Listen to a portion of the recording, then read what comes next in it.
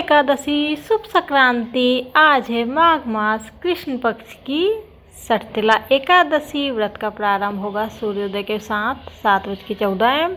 व्रत का पारण होगा कल सूर्योदय के पश्चात 7:14 AM से 10:56 AM। युधिष्ठिर ने श्री कृष्ण से पूछा, भगवान माघ मास के कृष्ण पक्ष में कौन सी एकादशी होती है, उसके लिए कैसी विधि है तथा उसका फल क्या है, कृपा करके ये सब बातें हमें बताइए। श्री भगवान बोले, नृपश्रेष्ठ, माघ गुजरात महाराष्ट्र के अनुसार पौष मास के कृष्ण पक्ष की एकादशी षठतिला के नाम से विख्यात है, जो सब पापों का नाश करने वाली है। मुनि श्रेष्ठ, पुलस्त ने इसकी जो पाप हारिणी कथा दालभ्य से कही थी उसे सुनो। दालभ्य ने पूछा, ब्राह्मण मृत्युलोक में आए हुए प्राणी प्रायः पाप कर्म करते रहते हैं, उन्हें नरक में ना जाना पड़े, इसके लिए कौन सा उपाय है, बताने की कृपा करें। पुलस्त जी बोले, महाभाग, माघ मास आने पर मनुष्य को चाहिए कि वह नहा धोकर पवित्र हो, इंद्रिय संयम रखते हुए काम, क्रोध, अहंकार, लोभ और चुगली आदि बुराइयों को त्याग दे।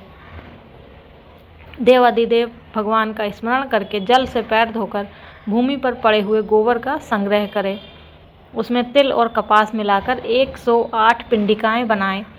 फिर माघ में जब आद्रा या मूल नक्षत्र आए तब कृष्ण पक्ष की एकादशी करने के लिए नियम ग्रहण करे।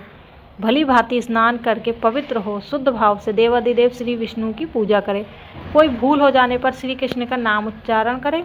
रात को जागरण और होम करे।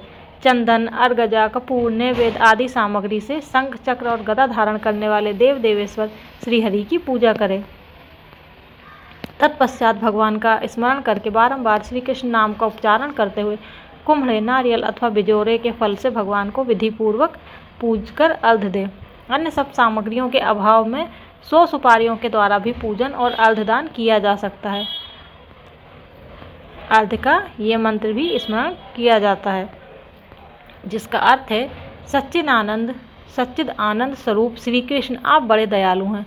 हम आश्रयहीन जीवों के आप आश्रय दाता होइए। हम संसार समुद्र में डूबे रहें, आप हम पर प्रसन्न होइए। कमल नयन, विश्व भावन, सुब्रह्मण्य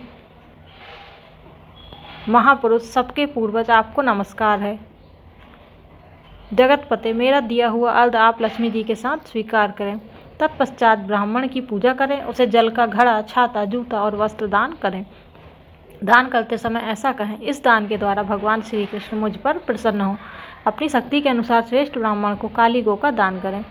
द्विज श्रेष्ठ विद्वान पुरुष को चाहिए कि वह तिल से भरा हुआ पात्र भी दान करे।